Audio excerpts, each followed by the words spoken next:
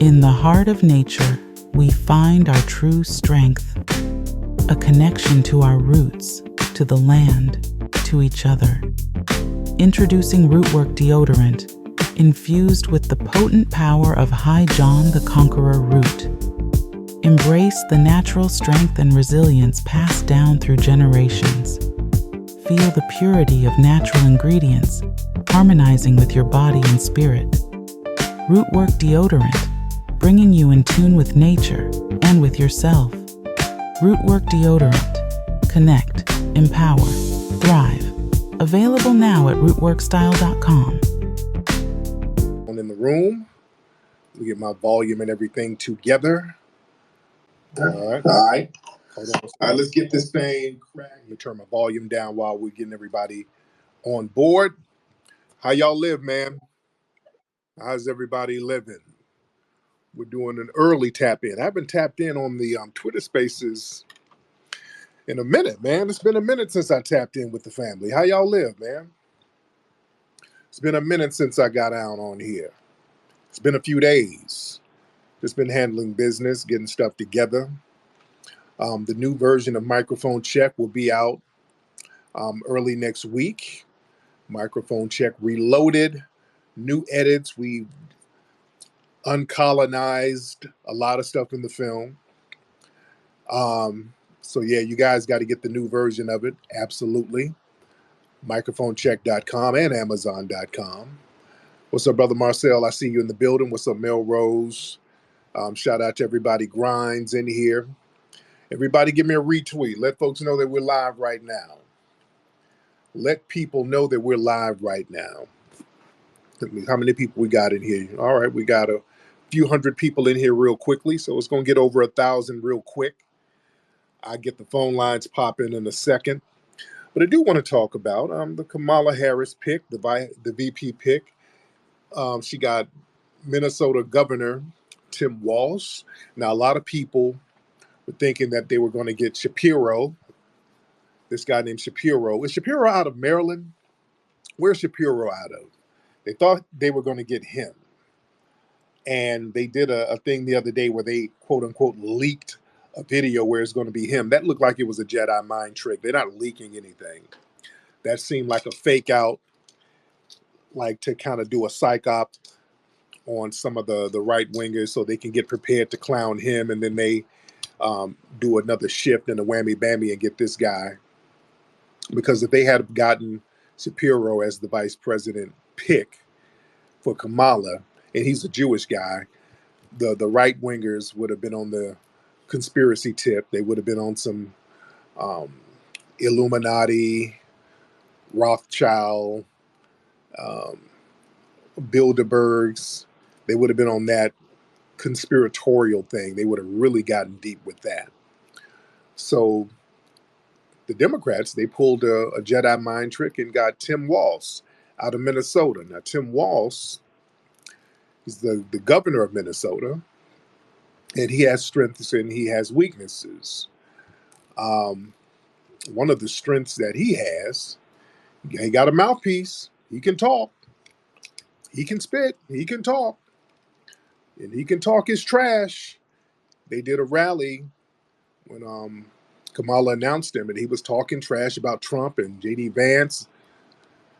He was getting it in. So, yeah, he's not like Kamala. See, when you get somebody who's the VP, they're supposed to shore up what you're deficient in. And Kamala doesn't really have a strong mouthpiece. Not for talking. She uses that mouth for something else. But for talking, her mouthpiece ain't that crisp. So they got somebody, a white man, middle-aged white man. I think he's like 60. Middle-aged white man from the Midwest. The mouthpiece is crisp. Tim Walz has a crisp mouthpiece. He talks his trash. And that goes a long way. Now, what they're going to get him on is the immigration thing in Minnesota. The Republicans are going to grill him and her because, again, Kamala ain't really putting no policies out there. So they're going to proxy whoop her through him because of his policies out in Minnesota. They're going to talk about the civil unrest. They're going to talk about the immigration thing, and that's one of his weaknesses. Tim Walz, he's given all types of resources to the immigrants out there. And when they did a rally today, he was talking about how crime is down and now when crime was up under Trump. But up there in Minnesota, you got them Somali gangs running amok. It's crazy out there. So they're going to get him on that. They're going to point out all that crime with them immigrants up there in Minnesota and Minneapolis and up all of those places. They're going to get him on that. And again, he's going to dump on Trump about Trump's own criminal records. He was already taking shots. So again, they got, that was very strategic. I think that was a very good pick, actually, for Kamala. That was a very good pick strategy wise, to shore up what she's deficient in. So it's going to be very interesting to see how this thing is going to play out. Again, I'm not with the immigration thing. That has been a detriment to foundational Black Americans. That immigration thing is a problem. Them giving all of our resources, I mean, billions of dollars to these immigrant groups while they play this benign neglect game against us, and that is a problem. That is a major problem, and Black folks all around the country are complaining about this problem. That is a major problem. We got people trying to get in now. Let's get Riviera. Hop in, Riviera. Riviera. Hop in. You requested early. What's on your mind, Rivi? Unmute your mic. Dang, I was hoping. Yeah, I'm here. Can you hear me? I can hear you. What's on your mind, brother? I mean, this is interesting. The pick that happened with, Kamala Harris. I don't know anything about this Tim Walz guy. Yeah, a lot of folks don't know So too much about him. He's a local yokel, but they're learning about the guy now. But yeah, not too many people nationwide know about him too much. Well, whatever you got to tell us, I'm pretty sure we're all ears. So I'll just drop down. There you go. All right, brother. Didn't have anything to say. Just wanted to get in. All right, Q. Hop on, Q. Brother man, Tariq, what's happening? I'm good, man. How are you? I'm well. So I'm calling in because I'm from St. Paul. I was born in St. Paul. I grew up there for like the first 10 or 12 years of my life. Okay. I first became familiar with Tim Walz from when he did that driver's license for all thing. Yeah. That's when I first heard of his name in the lexicon. And now it's very interesting because, like you said, he has his strengths and he has his weaknesses. But in terms of policy and kind of the lack of that's being shown, and more so that and we're kind of seeing that being expressed through that pick and just through how my state as a whole has been kind of destroyed. Just no shade against the Somali folks, but man, it's a doozy. It's definitely a doozy. Plus, I'm hearing all types of things of he's got a bad reputation for stolen valor, situation with stolen valor, and all types of, allegedly. I don't know, but that's just what I'm hearing. So and I've been hearing. Thank you, brother. And I've been hearing that too. He's touting himself as a veteran, and people are kind of questioning his quote unquote veteran record. Somebody was saying that he was running and hauling ass. I don't know. But yeah, people have they kind of feel a way about that when somebody's running around here thumping their chest like they were a veteran and they were putting in some real work. And people are really questioning what he did in the military. What was he really doing? Some people saying he was hauling ass running. I don't know. Let's get the Earth Queen in the building. The Earth Queen, unmute your mic. All right, Earth Queen, y'all don't need to hit that button to get up here if y'all not ready. Let's get Quincy in the building. Come on, y'all. Y'all need to know how to work a phone. It's a whole new millennium. They got flying cars and rovers on Mars. And y'all don't know how to push buttons on phones? What kind of shit is that? Quincy, what's happening?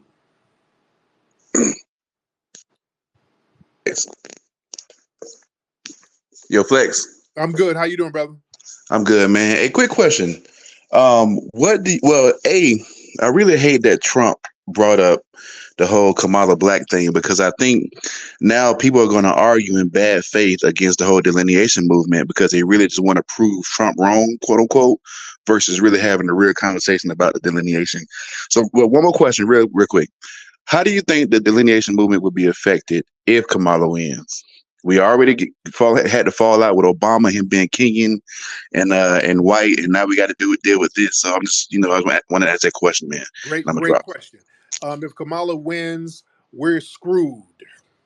Foundational Black Americans are screwed, because they're really going to open up the floodgate to anti-FBA tethers to flood the zone over here.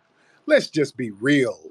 They only talk that, hey, we all together Pan-Africanism when we're calling them out or when they're trying to get something.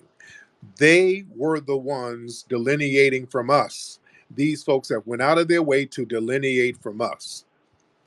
You understand? And let me show you, and another thing too, if you notice in the Olympics, a lot of these Black non-FBA people, they root against foundational Black American athletes.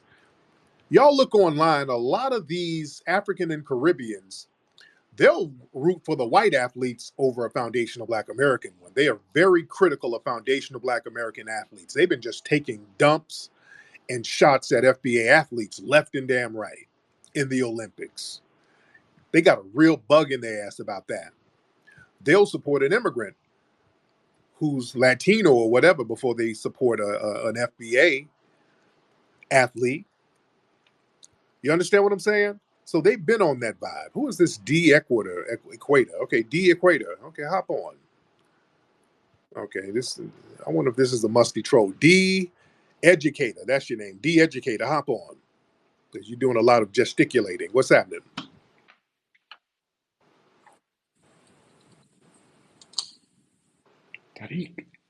Tariq. Man, speak up, brother. Yeah, okay. Listen. Man, are you on a hunt right now? You trying to hunt for some bush meat? Why are you whispering? Hello?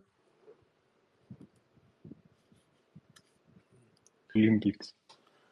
You say, dude, I can't understand you. You say about the Jamaicans in the Olympics. You don't say about the.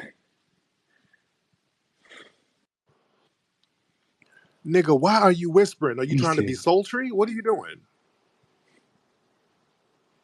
Listen, when you talk about the Olympics, you talk about the FBA, that talk about the Jamaicans. You always go against the. African diaspora never talk about the FBA never gonna root for the white man against the FBA. But you do that. You do that. You No, root we for don't. American. No, we don't. Against, no, we don't. You no, we you don't. root for American. You root for Michael Phillips. Man, what are you tether babbling about? Okay, listen. Why did you block me? Man, what are you saying? You see, this is what I'm saying. These tethers don't really have anything to say. They just hop up here just for some attention because nobody pays attention to them. Nobody pays attention to you, so y'all just hop up here to be seen. Like, please acknowledge me, nigga. Listen, really, you don't really have anything about to Kamala. say. Kamala. Listen, I have to say that you are a liar. Listen, you want Kamala. You want. It can be the white. What is this? Listen. Come on, man. You need to finish hunting, dude. Can you please finish hunting? Okay. I'm not trying to hear. They don't really have anything to say. Okay.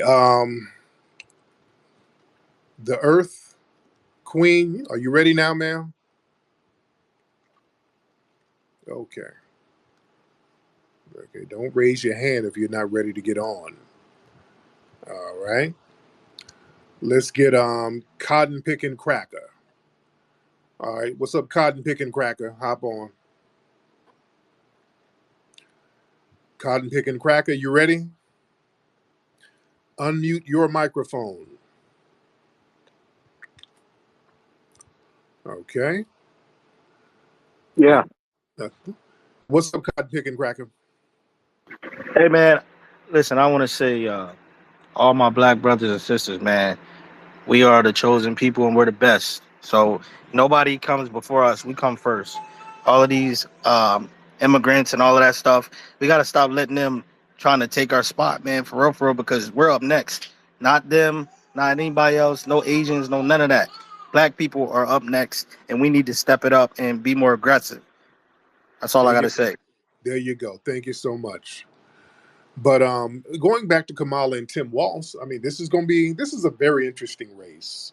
This is very interesting. Again, I think that he's an asset to her campaign. Um, not too many people around the nation know about him, so they're going to be learning about him.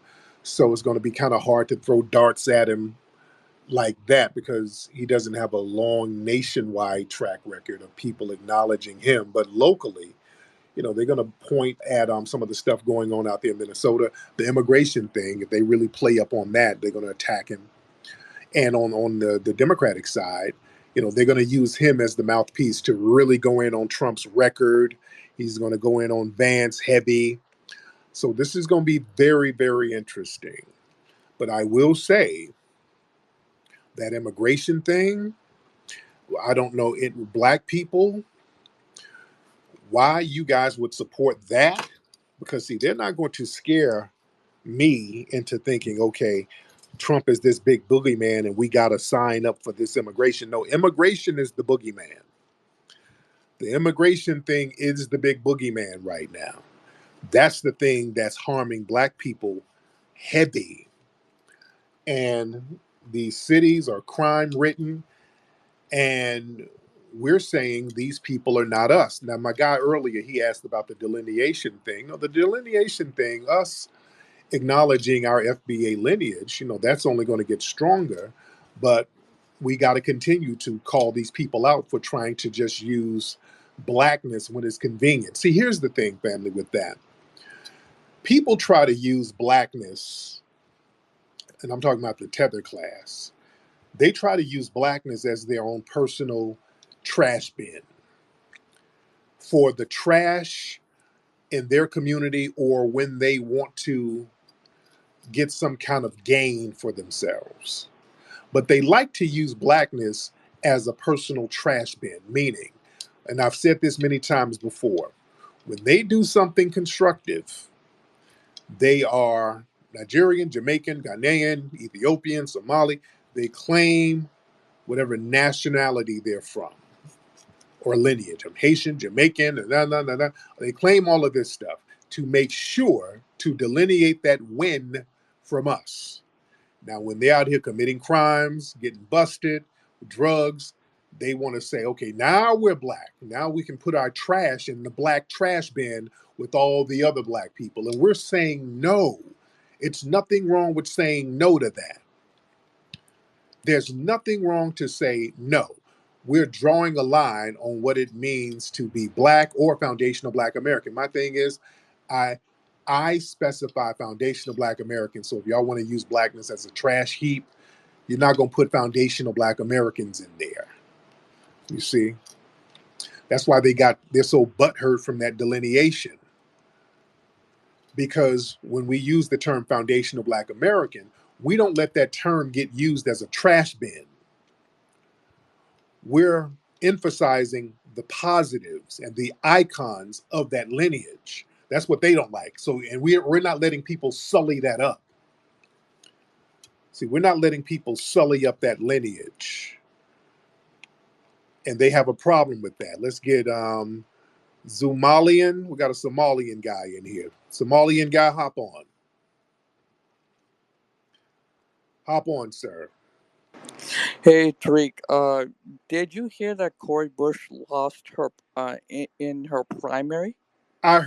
I heard out there in St. It's Louis. Or St. Louis. Yep, yep. Just wanted to tell you that. yeah, I heard. Who won? Who won over her? Bell. Okay, interesting. Yeah. A lot of these these people trying to toe the line for the Democrats, they're falling off out here. A lot of them are falling off out here. It's about to get very interesting. This is a very interesting election that we're about to have, man. Extremely interesting. Yeah. But yeah, like I said, we're not being used as trash bins. We're standing up and representing the lineage. And let's get let me see, let's get Watts in here. A lot of people in the building. Let's get Watts, and then we'll get Coco Doe. I ain't heard that name in a minute. Watts, what's happening? Can you hear me, Tariq? Yes, sir. I can hear you. What's going on, brother? What's going on, man? I just wanted to get your opinion on something that I've been doing. I haven't voted since Barack Obama. I think I'm 30 years old, but I wanted to get your perspective. Like, do you run into a lot of people who don't vote, Black Americans specifically, who don't vote, who are just kind of, tired of what we go through and, this how the system is built against us to be on the bottom? So it's just like I don't have the respect for either party to even give them my vote. I'd rather just stand to the side and just kind of, even though I pay attention and assess everything, it's just like, especially with the push for reparations, it's like if we don't get what we want, the tangibles that we want, then why should we participate in the election? Right. And a lot of people feel like that, and I feel like that to a certain degree. Absolutely. I absolutely feel like that. Because a lot of people are saying we should vote for Trump, and I'm not mad at anybody. If you had a gun to your head to vote for somebody, Kamala or Trump, do Trump. Now, I'm not an active Trump supporter as far as a lot of other things, because I want something aggressively tangible, not secondary. I mean, that's fine. Like if he cleans up the immigration thing, we'll get a lot of secondary gains and benefits from that, which is fine. But for me to get out here and put my foot forward and say, hey, let me aggressively support this candidate, they're going to have to put in Trump, they're going to have to put something for real tangible in front of Black folks. They got and all of this stuff. Well, I was the best president for Black. No, I don't want to hear anecdotal, just catchphrases. I would like to see something tangible, specifically for Black people, not no lip doll thing. And look, don't let the Democrats and Kamala and them fool you. They have not done a damn thing specifically for Black people. That whole thing with the Black farmers they're about to start beating their chests with. Yeah, we just gave $2 billion to Black farmers. No, they left out Black farmers and minorities. That's for minorities. All right.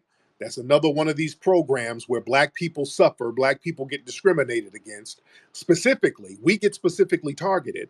But when it's time to rectify it with corrective action, let's give it to all minorities, people who were not aggrieved like that. And I ain't with that. I'm tired of being the mule for every damn body. We got to drag everybody along with us. No. Whenever they start putting a program together, they say Black and then slip in minority, I'm cool. Family, I want y'all to understand that is not the business, how dangerous that is.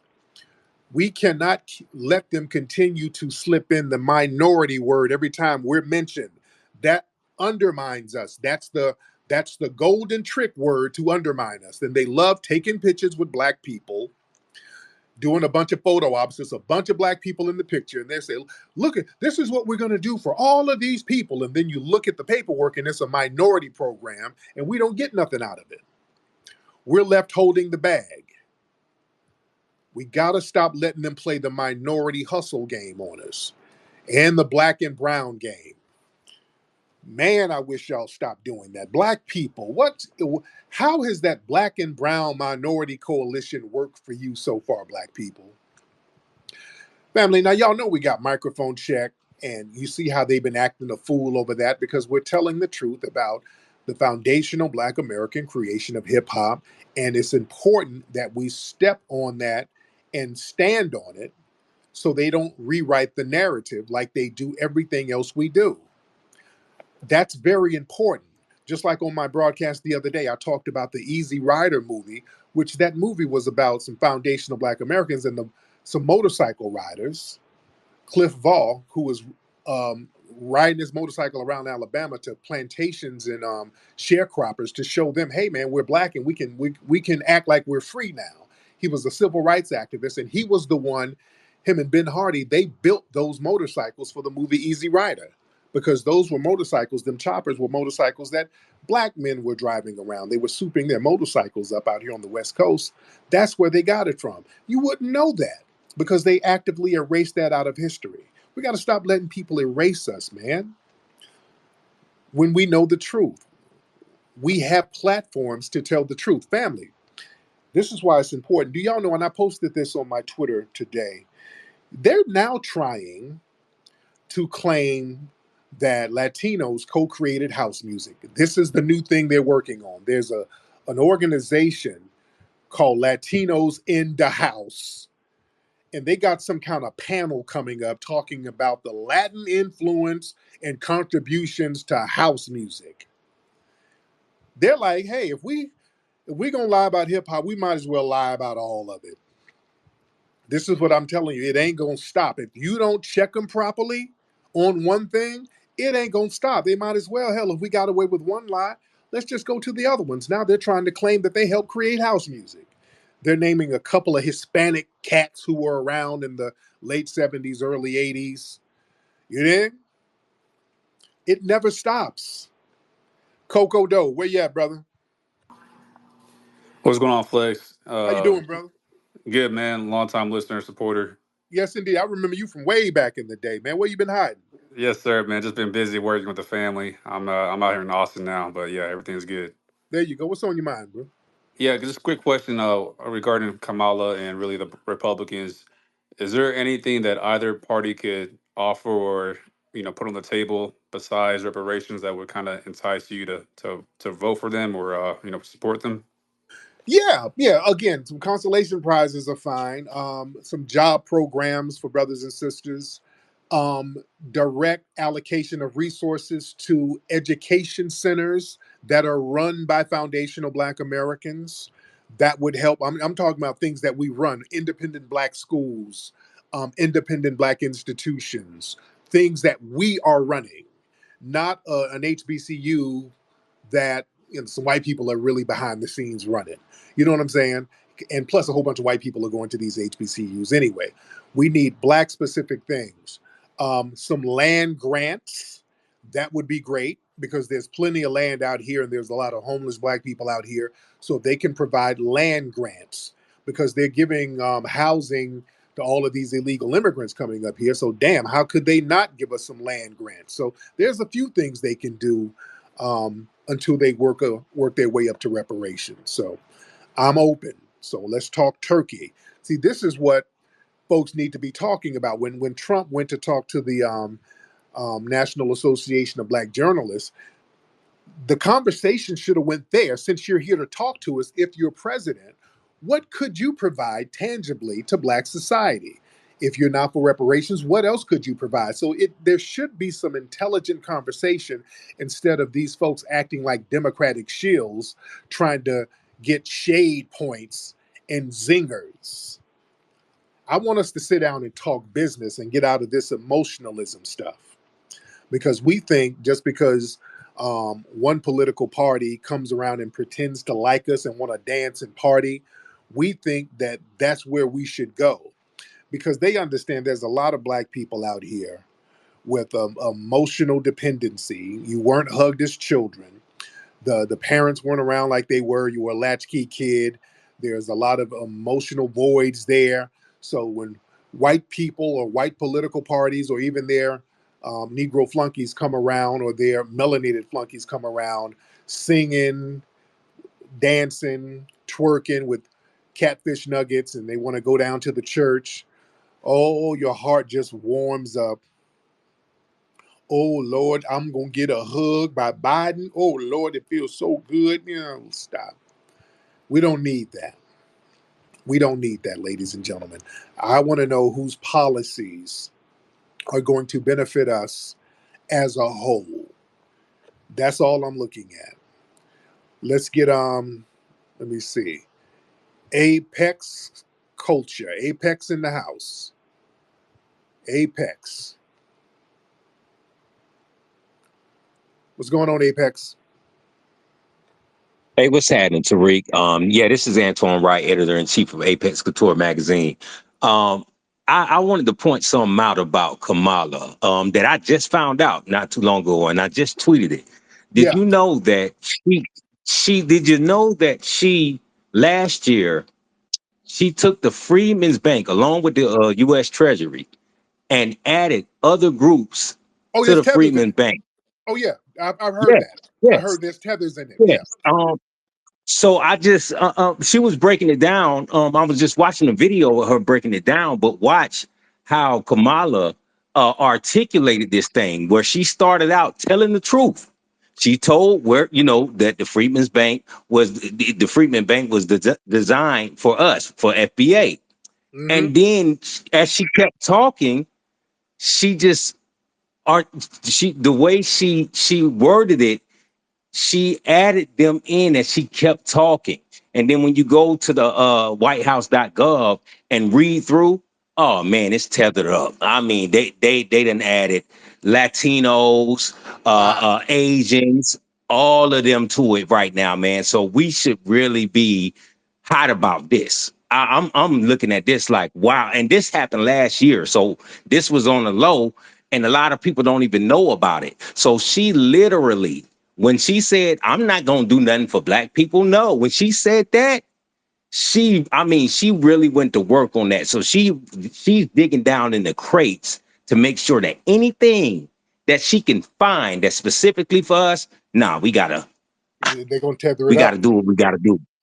Yeah, so I just wanted to point that out. I would like for y'all to go out there, y'all check out that information, man, because this kind of stuff we need to know so we can combat that stuff, man, because it's a lot. They're doing so much, and we have so much that we have to focus on fighting daily, especially with this upcoming election.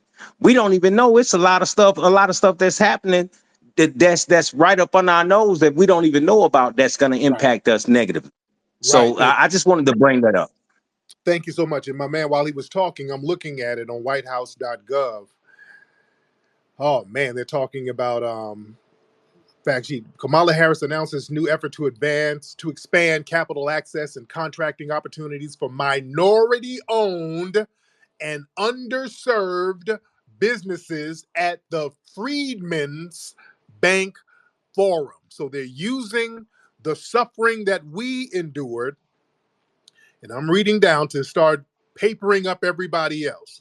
The U.S. Treasury estimates that these investments in community lenders will result in a $50 billion increase in lending to Latino communities and nearly an $80 billion increase lending to Black communities over the next decade. Um, That's Tariq. Hold on, Future. I'm gonna get you 1 second. I'm gonna get you, sir.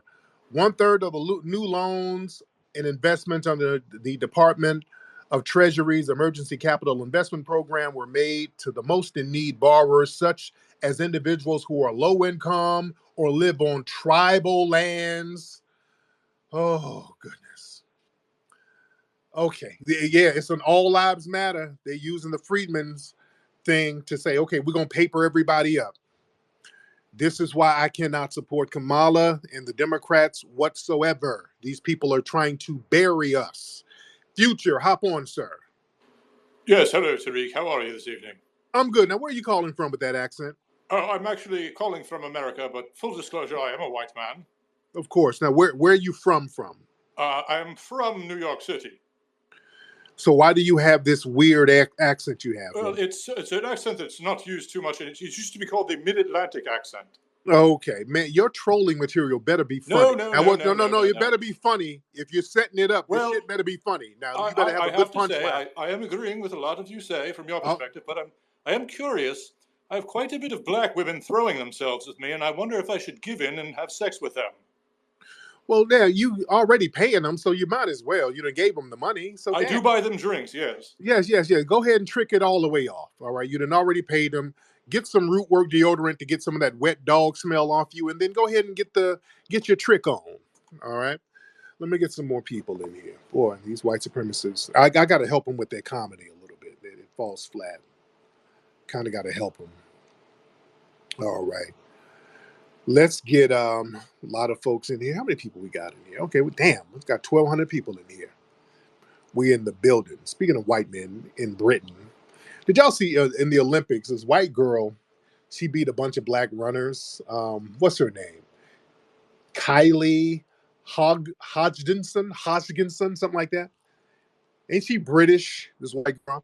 So she beat a bunch of the black ladies, some of the African and the Caribbeans, but she beat them. She used that super mayonnaise power to outrun them. And boy, the white supremacists were really celebrating. They were really high-fiving each other. Oh, yes, look at that white girl summer guy. Yeah, dude. Yeah, she beat you guys at the only thing you're good at, dude. They were really talking their trash that the white girl beat the black women. But then they got quiet when they found out the white girl has a black boyfriend. the Kylie Hodgkinson, she's been bobbing up and down that soul pole. That's how she got her speed. That's how she got her strength.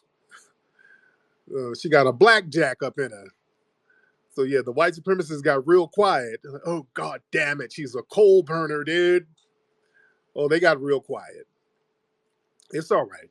Y'all gonna be all right, white supremacists. Let's get Jay the Goon. Let's get Jay the Goon in the building. What's happening, Jay? How you doing? How you doing? I'm good, man. What's on your mind, brother? Yeah, I just wanted to get your thoughts on the whole that Donald Trump interview with Aiden Ross, and I don't know if you caught the moment when Aiden Ross was trying to ask him about the black community, and he tried to use Young Thug, and then to see if Donald Trump was going to pardon him, and then Donald Trump kind of used that to as a trap to for the black community to vote for him. So I just wanted to get your thoughts on that. Yeah, I saw a little piece of the thing with Aiden Ross. I didn't see the whole thing, but I know they did bring up Young Thug. And Trump has a good record of pardoning people. He pardoned with Lil Wayne, Harry O. He pardoned Harry O. Pardoned Kodak Black. So he pardoned some high profile people. And that goes a long way. That goes a long way. But we'll see. He might, but because look, Young Thug, that's a Democratic thing. You got Democratic prosecutors who put those charges on Young Thug. So it's all political. You use these things to your advantage politically. It's all a political thing. When people can take political shots at each other. Yeah. All right, let's get Ant CEO in the building. Ant CEO in the building. Lex, what's the word? What's going on, fam? What's up, my brother? How are you? I'm good. I'm gonna be real quick. People keep talking about the whole. He brought up the thing, and I'm not a Trump supporter, by the way. But I support Trump over Kamala Harris. But people keep talking about the whole Young Thug thing. But I was just after what you just said, like he's pardoned people. He's pardoned black people who are very high profile. So I don't know why people trying to use that to say, oh well, he brought that up to try to do some little leverage to the black community. But he got a history of doing it. He has history Right. of getting high profile black people out of jail. So I don't know why it's a big issue when he has done it. And I'll land my plane. Absolutely. That's a very good point. Look, yeah, he's trying to, that's how yes. If you want to let folks out of jail as a way to earn our vote, yes, that's a good thing to do. That's not a bad thing. Y'all better understand, yes, this is business. He's a businessman. Look at it like a business. We don't need people to like us. Look, leverage certain things that will benefit certain communities. Yeah, if pardoning people is pandering, that's a good pander. You know what that's better than? A damn twerking concert to pander to us. I would rather have brothers let out of jail than Kamala Harris and those guys bring people up to damn twerk and her to use rap slang. I'm in these streets. I walk it like I talk it. No. Don't give me symbolic pandering. Get some folks out of jail. Give some black folks some jobs. Yeah, pander like that. I have no problem with that pandering. No problem whatsoever. Yeah, you're supposed to pander like that, not with symbolic nothing burgers.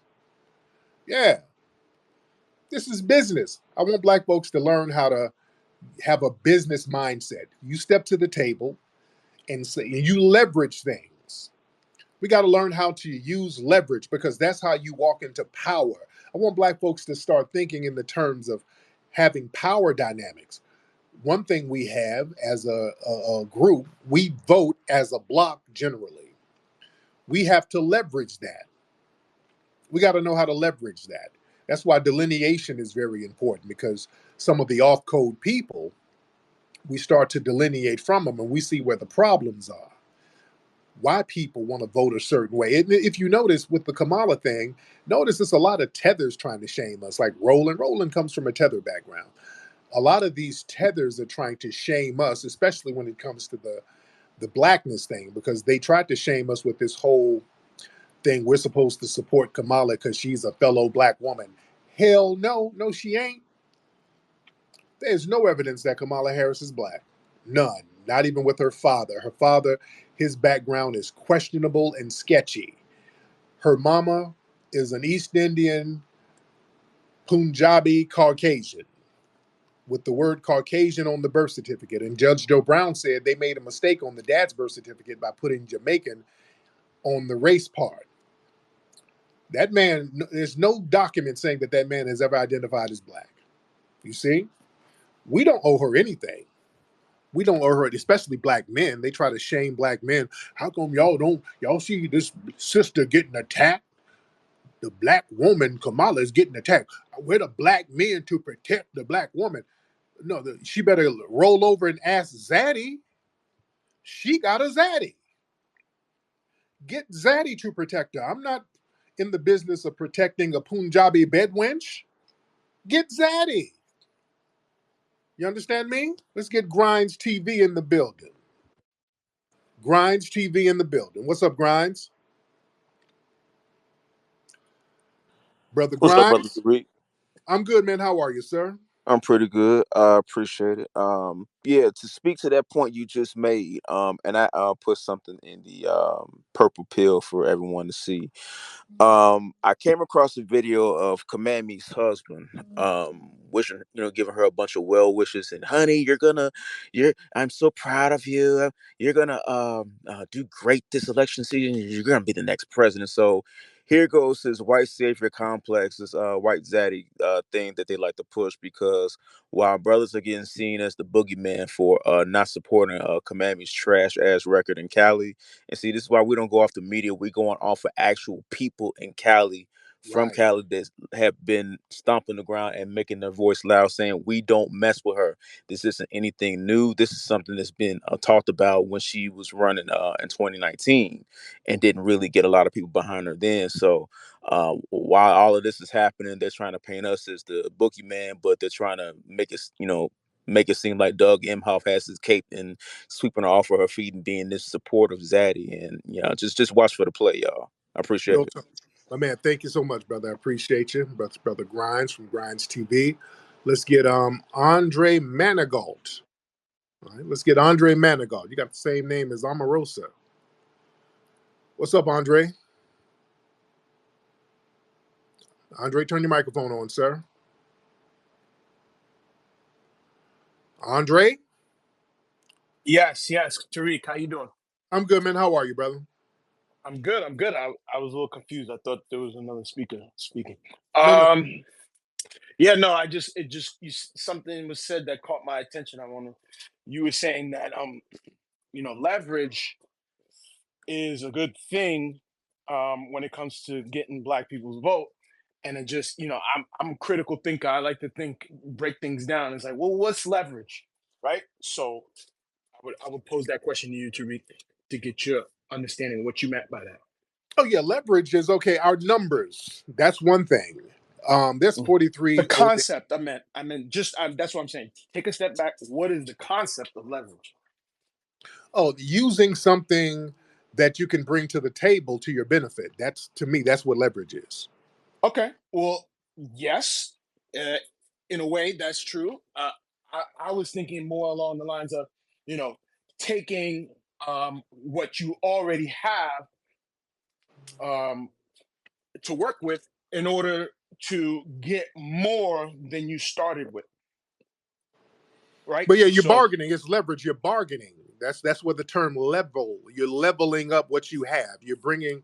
You have something on a certain level. They have something on a certain level of equal or greater value, and you're bargaining that. That's okay. leverage. So my understanding of leverage is when you have um, a certain amount of something and you use it to get more than what you started with, right? So you start at one level and you use the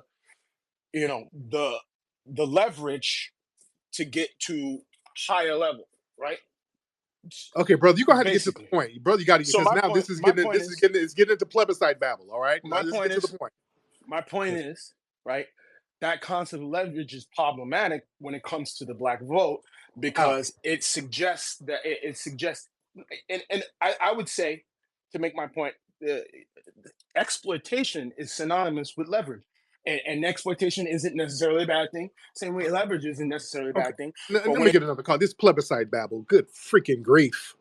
Let me get another call. I don't want to hear this. Is plebiscite babble. See now, what when you mean by leverage, brother? Now, what exactly do you mean? Let's step back with it and let's walk this out line by line. Okay.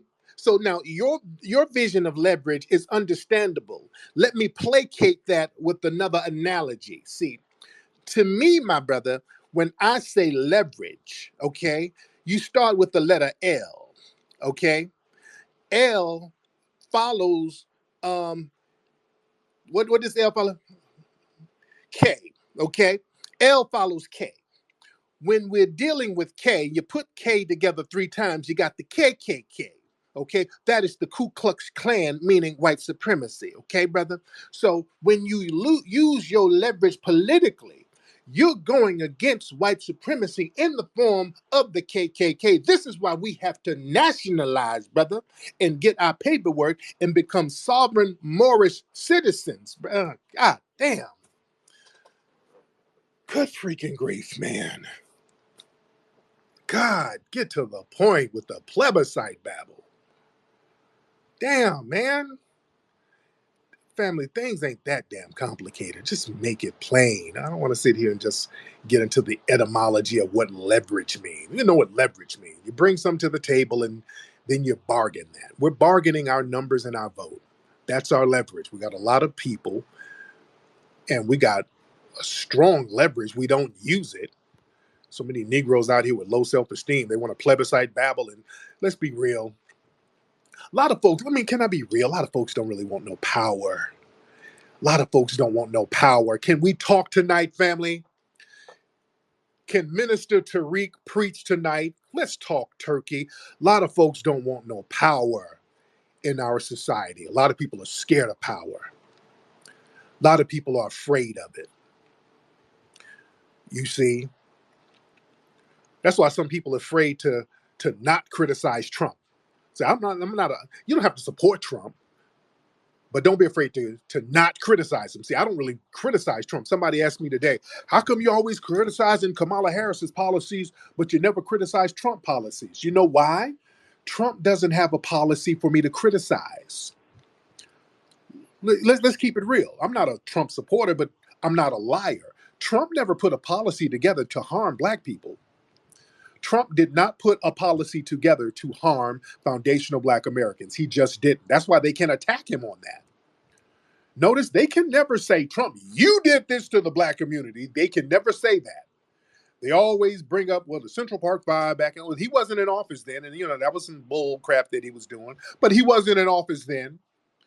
You understand? Yeah, he's done some stuff that's considered racist years ago. Yeah, which is something that we bring up. But when it comes to policy, Trump didn't put together any policy that harmed black people. In fact, Trump got a lot of black people out of jail. My brother ASAP Rocky, that's my brother. ASAP came out to the microphone check premiere to support me. That's my brother. Shout out to him. Love that brother. When he was over there in like Sweden, Trump got him out. Remember? Trump damn near went into a trade war to get him out. Trump got that brother out. Y'all remember that?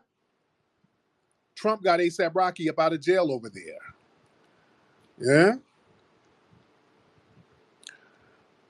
Old girl, what's the stud who was over there in Russia? Look how long they left her over there. The Democrats left her over there forever. They didn't get her out immediately. You notice that? They didn't get her out immediately. And there were black folks and influential black people saying, hey, we'll go over there and get her. Dennis Rodman and Roy Jones, people were like, hey, we'll go get her. They were like, oh, don't you interfere now. They left the stud over there. She was the Democrats left her over there to rot.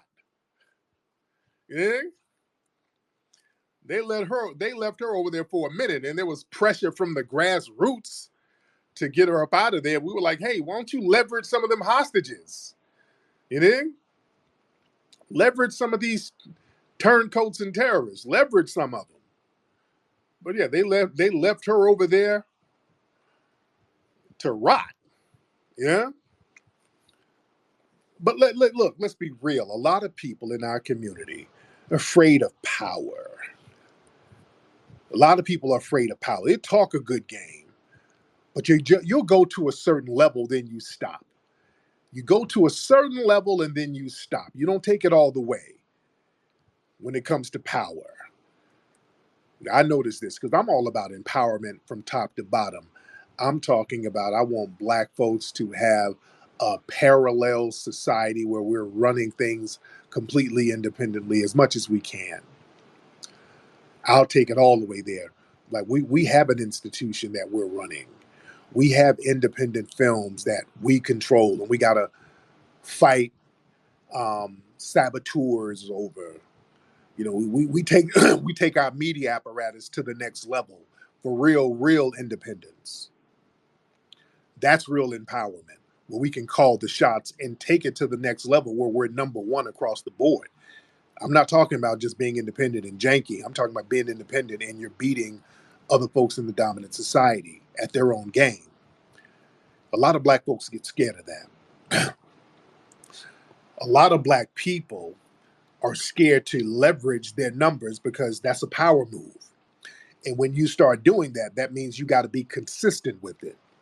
That means you got to be on code consistently. That means you can't be on the dumbass stuff. That means you're going to have to cut the twerking out. That means you're going to have to cut the smoking and drinking out. That means you're going to have to cut the baby mama isms and baby daddy isms out. You're going to have to raise families. We're going to have to step that thing up and be responsible with the way we handle business. You understand? That's power. Power is what you do all the time. That's why when you handle business in certain entities, people can trust you. See, business is all about trust.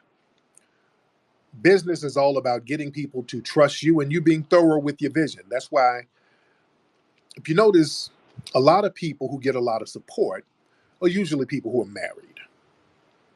That's why they want politicians, when they get in office, they want them booed up with somebody.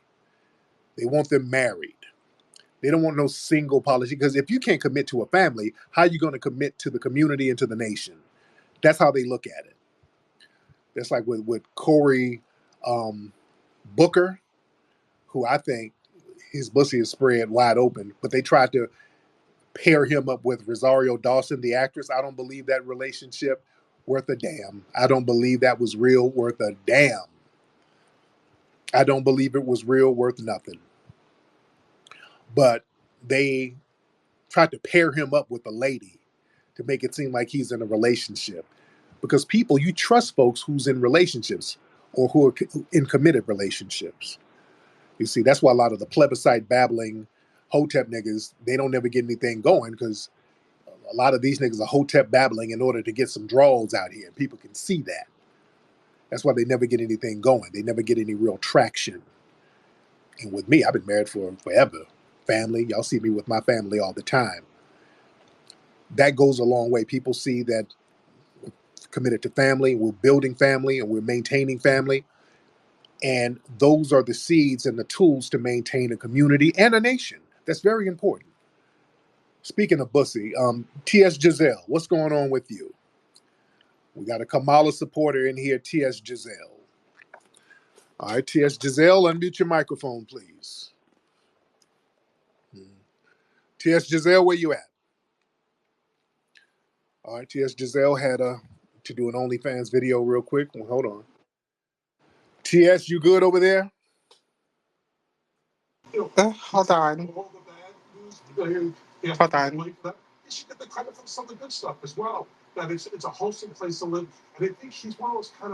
she's talking to a customer. Well,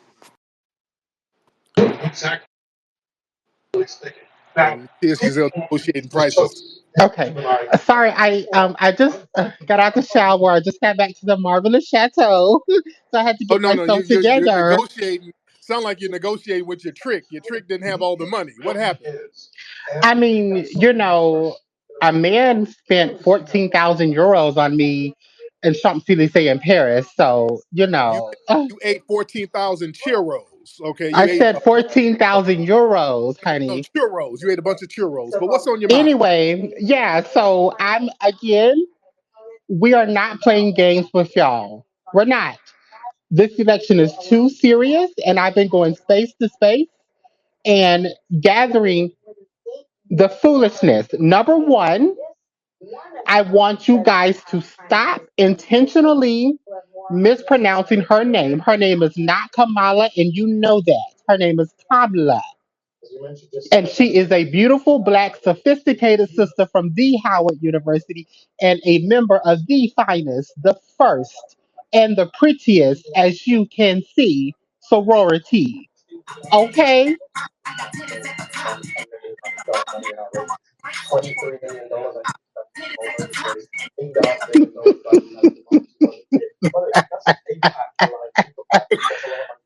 Every time I come on here, I am serious. Okay, Okay, so let we're me get some. going to stop. Okay, okay, there we go. Good Lord. All right, let me get some more calls. All right, Lord, let me get some more calls in here. All right, I don't want to hear no Kamala. We know why you voting for Kamala. All right, we know why. All right, to get some Medicaid on your hormone pills. All right, let's get Beauty by Sky Ray. Am I pronouncing your name right, beloved? Beauty by Sky Ray. Hey, Tariq. I just want to say something real quick because you brought up Cory Booker, and I want Yes. to, yes, I want to just say something real quick. At that time, I was working downtown North, working for the city, and I remember getting off the bus, walking up to the daggone bank so I can get ready to go get my breakfast, and they had all the cameras out there. So I'm like, oh crap, like Cory Booker out here today. They was making Cory Booker seem like he was a daggone whole superhero. Like he just looked us up. Like he just came out there and saved a bank robber. Wasn't nobody out there robbing the bank. And if you look at the damn video, you probably see me in the video coming out the bank like, oh, how you doing? Trying to shake his hand. But what they did was they just I don't know. It was a big old lie. It was a front, and they made it seem like Cory Booker was like some superhero robbing a bank. Taking a bank robber out. There was nothing. It was not even a such thing like that. So when you So say it that, looked like so basically there was a situation where they made it there was some kind of bank robbery and they made it seem like Cory Booker saved some people or stopped the bank robbery. yeah, Hila- and I was there trying to get breakfast. I oh swear to God. God. When did this happen? Let me see. My kids is what the age of 21, 20. Well, let me see. So this is like about 10, maybe 10, 12 years ago. Not too long ago. Like Oh, about 10 years ago. About like, hilarious. yeah, yeah. He was the Okay. mayor of Newark. He was the mayor of Newark before he got into Washington, D.C. He was the mayor of Newark. Yeah. Oh God, I gotta look that up. But thank you, dear. Thank you. Oh, did y'all know about that? Cory Booker, they tried to make him out to be a superhero. Somebody they probably staged that. I don't know. That sounds like something because they staged stuff like that to try to they probably staged it to make him look more masculine, to make it seem like he's a G, because everybody's been questioning his sexuality for years. So they probably had a fake bank robbery and then had him come out. Hold on. He was like, hold on. Oh no! Somebody just robbed a bank. This is a job for Bussy Man. I'll save you. Get away from here, you dastardly demon. Oh, it's Bussy Man.